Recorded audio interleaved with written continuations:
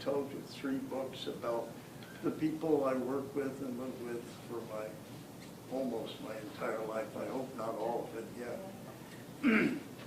Anyway, I'll start off, and most of these stories took place in Manchester, some of them Dorset, some other places, but I sort of kept to Manchester today because we're in Manchester. The Quality Restaurant was opened in December of 1920. It was a favorite eating place in Manchester for over 50 years. Its owners and operators were Mr. and Mrs. Clarence Comer. They were both immortalized by Norman Rockwell, he in a large painting that used to hang over the family table in the Quality, where local contractors and businessmen congregated for morning coffee. And she in the famous Saturday Evening Post cover titled The Gossips, also by Norman Rockwell. Many of the stories in this home took place in that haven for the hungry and thirsty. George Roberts, the owner of a garage opposite Fieldstone Bandstand that used to occupy the little park just north on Route 7, once, actually just south of Route 7,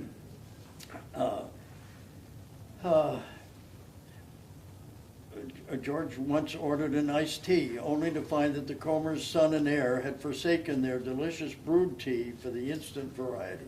His yowl to Pete Comer still echoes in Manchester. God, Pete, please pour this back in the horse. It never ceases to amaze me how some people have the ability to rise to the occasion despite stressful and unforeseen circumstances that insert themselves into an otherwise normal situation. Such a man was Leo Grout. This stalwart citizen was a large and rugged individual, soft-spoken and purposeful in all his daily chores.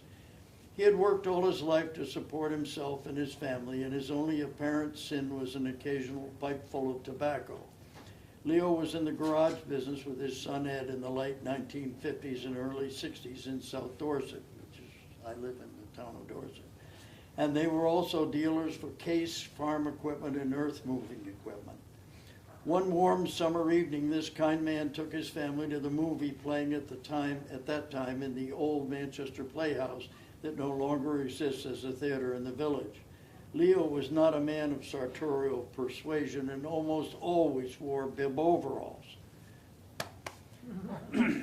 After the show, the attendant crowd was in the usual press to exit the theater when his wife whispered to him that his zipper was in the down position.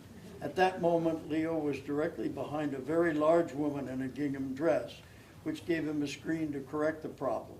As luck would have it, a vagrant breeze in the lobby billowed her dress at the exact moment that the open fly was yanked up to its closed position. There was apparently no way to reverse the zipper, so with the patience and originality born into such resolute souls, the senior Grout dug deep in his pocket, produced and opened a sharp Barlow jackknife, grabbed a handful of surplus fabric and severed the connection. The sight of the retreating matron with a large irregular hole in the rear of her raiment was only slightly less uproariously funny than the vision conjured up of her attempting to persuade her family that she didn't know how such a disaster happened during an evening in the cinema. And there were some great people that lived here. Irving Lee was an elderly but sprightly man when I first started my electrical business. His movements were always quick and sure, as were his dealings, financial and otherwise. He bought and sold properties long before this area was overrun by realtors, and the exchange of land became so popular and so expensive. Mr. Lee would buy some derelict house, put some of his own work and that of the trades into a generally cosmetic revamp, and then peddle it to a buyer at a modest profit.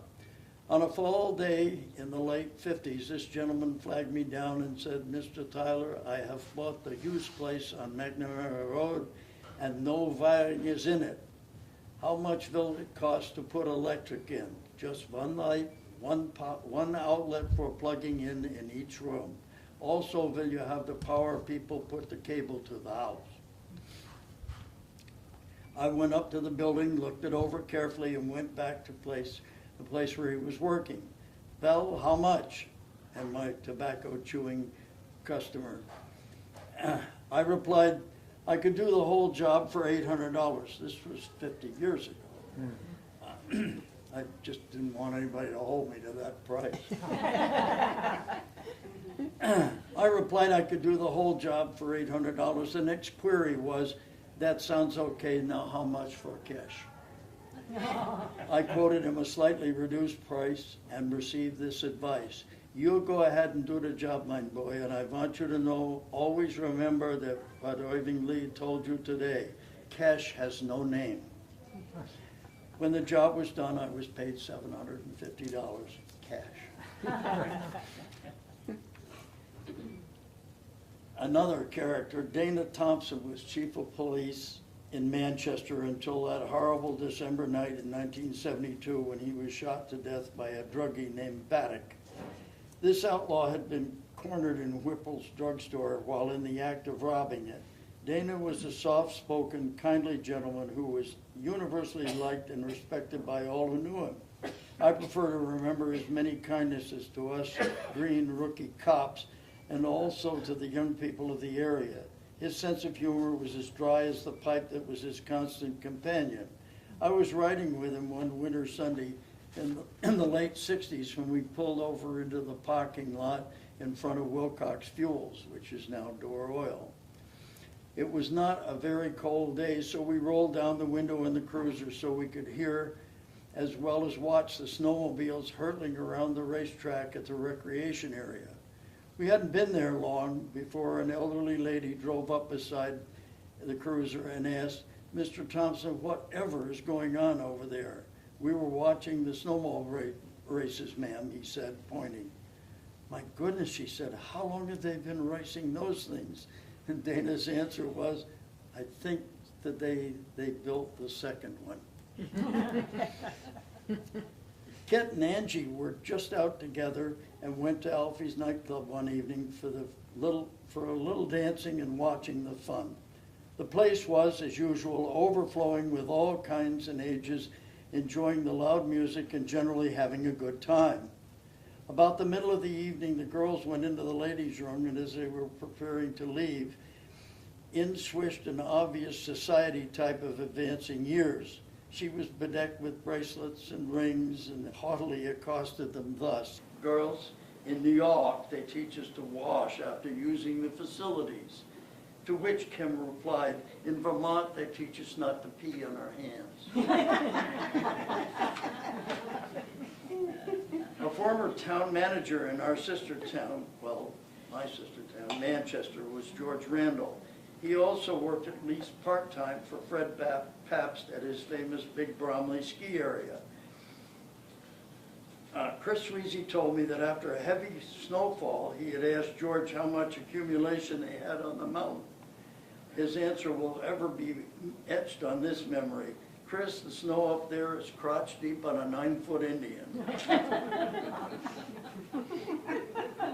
Former town manager in our sister town, well, my sister town, Manchester, was George Randall. He also worked at least part-time for Fred Pabst at his famous Big Bromley ski area. Chris Sweezy told me that after a heavy snowfall, he had asked George how much accumulation they had on the mountain. His answer will ever be etched on this memory. Chris, the snow up there is crotch deep on a 9-foot Indian.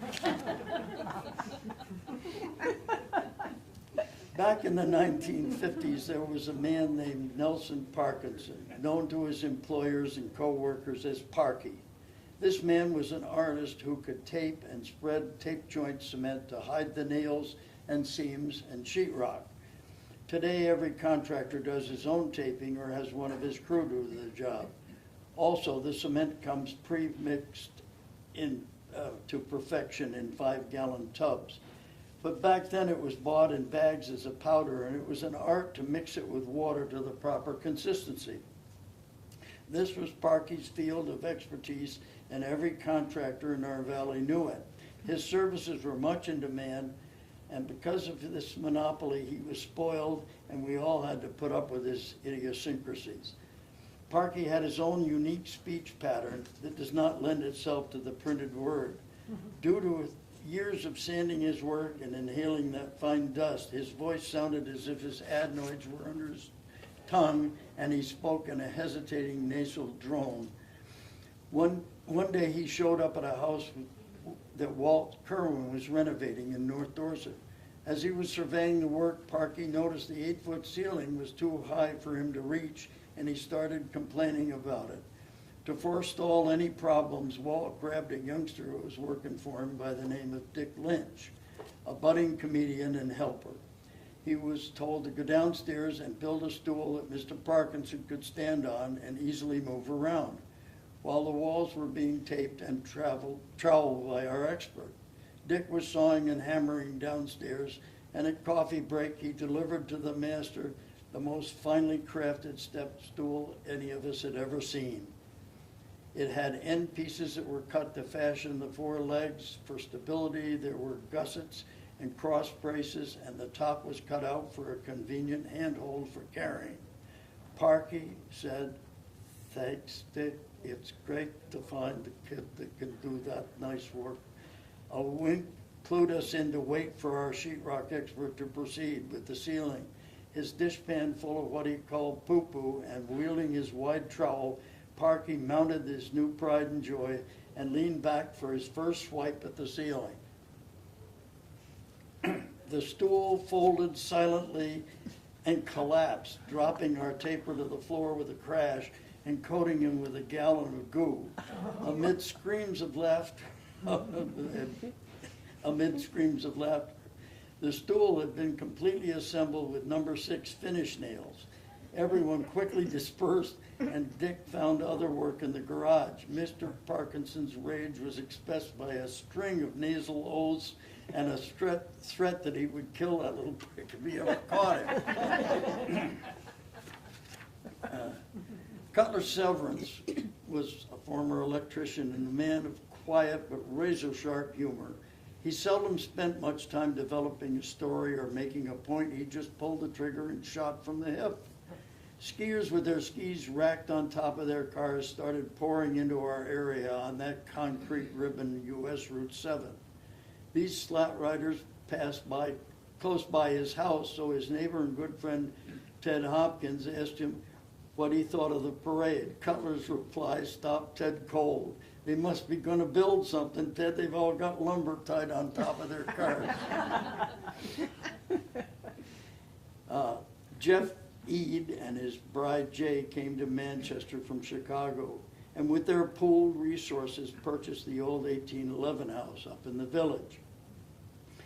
Their attorney for this venture was Buzz Eichel, a legal light, albeit somewhat dim, but the possessor of a studied wit. Soon all the paperwork had been signed, witnessed, and the previous owners had fled with every penny that the Eads had in this world or expected to earn in the foreseeable future. The newlyweds then asked their wise counselor if he had any advice to offer them. Buzz looked over his glasses at Jeff and cautioned him, "If she lays an egg, step on it."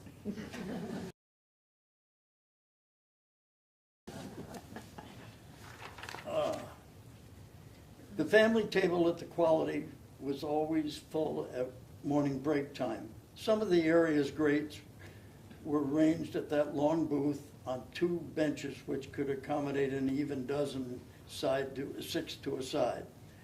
Hawk Dufresne, Don Powers, Chris Sweezy, Artie Witt, Gene Keada, George Heaslip, Howard Ambrose, John Batchelor, Bernie Wilcox, sometimes Milt Rockwell, King Reed, our voice in Montpelier, yours truly, and assorted other local businessmen. The assembled group would each day match for the whole table's coffee, no food included, it's just a cup of coffee. I never did drink coffee, I drink tea, but that was in the same price. The assembled group would each day match for the whole table's coffee, no other food. This particular day, Dufresne brought as his guest Father Jim Murray. the new priest who had been sent to Manchester in the 60s to build the new Catholic Church. When the time came to pay, each side was to match until there was determined a winner, or loser if you will, and then the two losers would match. Although the cost of the group's coffee rarely exceeded $1 because coffee at the time was 10 cents, we agreed that the priest should be excluded from the contest, which of course was gambling. Jim would have none of it. He insisted upon being a part of his new community. So we proceeded with the flipping of coins, the result being that I was the goat on my side and the good father lost on his. 2 coins shot up, I hollered match, and unfortunately the man of the cloth was stuck with the bill. We were a little embarrassed, but Father Murray relieved the tension by declaring in his subtle brogue, "I don't mind the money, but it's a trifle ignominious in greeting to lose to a Protestant." Dorset Town Constable, before I was,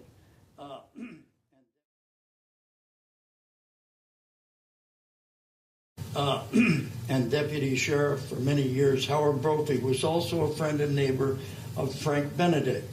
Unfortunately, you may have heard this before, Bob. Unfortunately, Howard was required by the legal mandate of his job to arrest his neighbor when he became intoxicated. When this occurred, he would transport his friend to Bennington Jail, where he would be held overnight.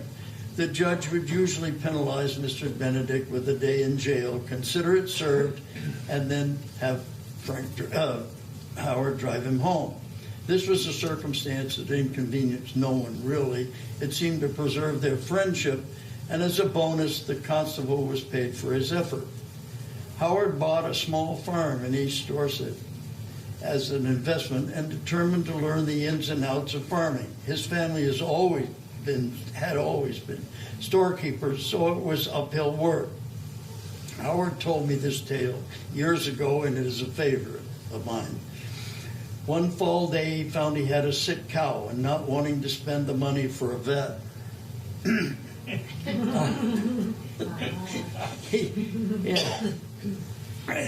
he called Frank to ask him what to do. "Well, what's she doing?" Frank asked. "Well, she's down on her side and her tongue's out and she's lolling," came the answer. "Well, where have you got him pastured?" "Well, up on the hill in the old orchard," said Howard. "Has she been eating apples?" "Well, I guess she has," offered the cow's owner. "Well, then sure as hell she's drunk," was the verdict. "Frank, please, what shall I do with her?" The answer came instantly. "Take the son of a bitch to Bennington. That's what you always done with me."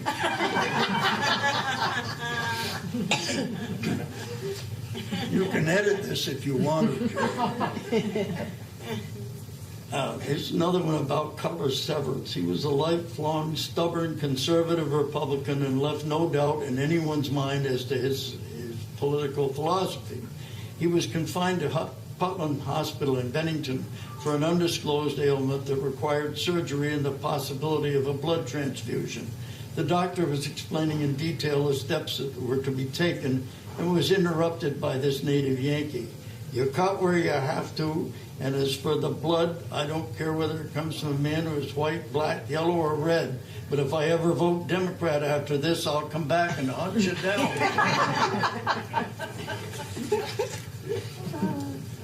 On a hot summer afternoon in the Manchester Baptist Church, an elderly lady of the town fainted.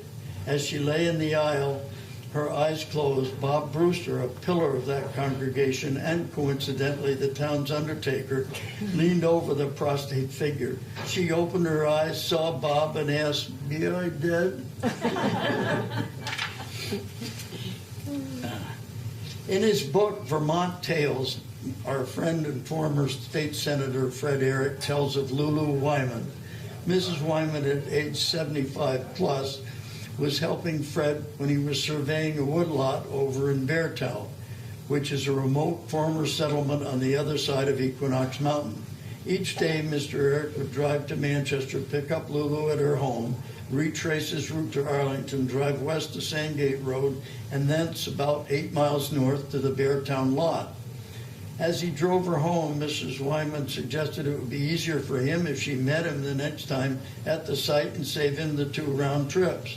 The following weekend, Fred arrived at the lot early in the morning, and his helper was waiting for him.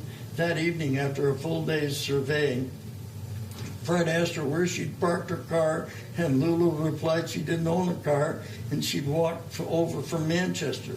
Her journey over Beartown Notch had crossed the shoulder of Mount Equinox, requiring the septuagenarian to climb nearly 1,000 feet and then descend 800 feet to her destination, for a total hike of 6 miles over that abandoned road. Fred, ever the gentleman, drove her home. And also, I had a note here. Is it any wonder that Lulu Wyman lived to be 101? Yeah. I came to respect Mr. Abner Blackmer, with whom I had helped, worked with and built a house in Manchester. Despite our age difference, we had formed a bond of sorts. As long as he lived, he never failed to remind me of what he believed were truisms.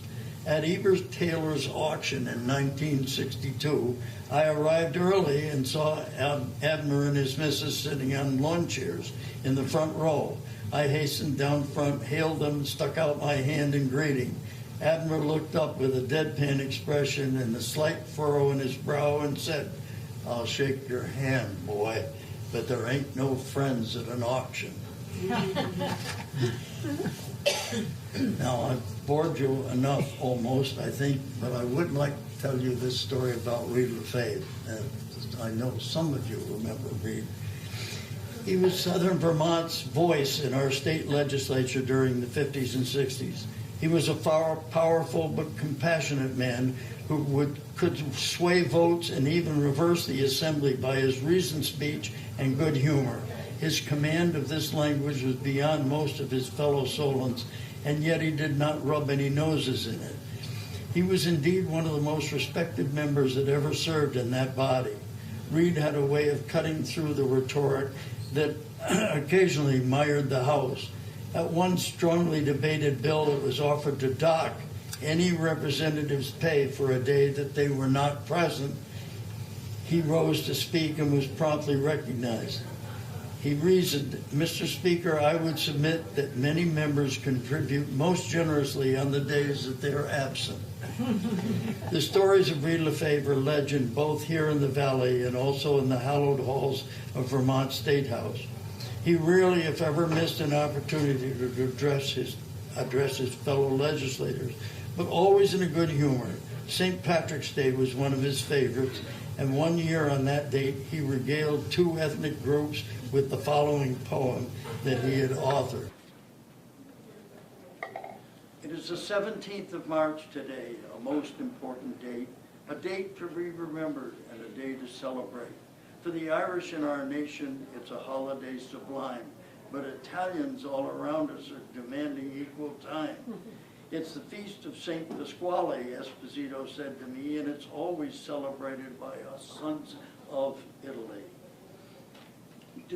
By De Bonis, Giuliani, Gallimazza, Franco II, Molinari, and Rotunda, just to name a scattered few. Just a minute, Esposito. I'm confused by what you say. It's the Paddies that we honor, not the Goombas here today. For the Burnses and Kearnses, this is quite a special day, and for good old Renfrew Gallagher and James Shillelagh Shea, the O'Briens and the Ryans will be cooking up a deal with the Condons and the Fitzpatricks and with Mildred H. O'Neill. And we'll honor both the Kennedys, that Francis J. and P. and also Alan Richard Foley for the wearing of the green. They'll be singing Irish ballads with their voices raised so gaily, led by Irish Eddie Conlon, Johnny Burke, and Willie Daly. In the Senate, there's Jack Daly, and there's Crowley, and there's Kane, Dottie Shea, and Chuck Delaney, voices raised in sweet refrain. Yes, I once served in the Senate, and my memory takes me back to a fighting Irish senator I nicknamed Tiger Jack.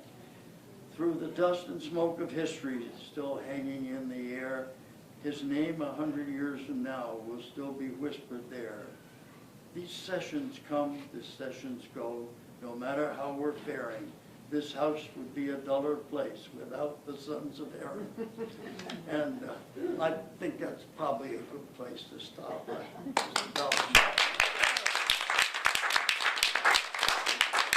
Books that I wrote with all these stories and a lot more in them is small. It's just half the size of this. But at my advanced years, I don't see that. And so I had to enlarge it so that I could read it to you today. Very well done. And thank you very much for coming. Thank you. And I apologize for anything that should have been edited, but it's just as it was said. Thank you very much. Does anyone have any questions that they would like to ask Terry? Well, I have to say that I listen to you, I come and listen to you every time you talk, and it's something new every time. What? I come to listen to you Oh, every time you make a talk, and it's something new every time. I hope that disease is curable. And because I know the vet, Oh, I'm good. well, thank you very much, I appreciate it. Anybody, Jerry, did you get all of it? I hope so. I didn't embarrass you. No, not me. Okay. You entertained me. All right. Well, thank you very much.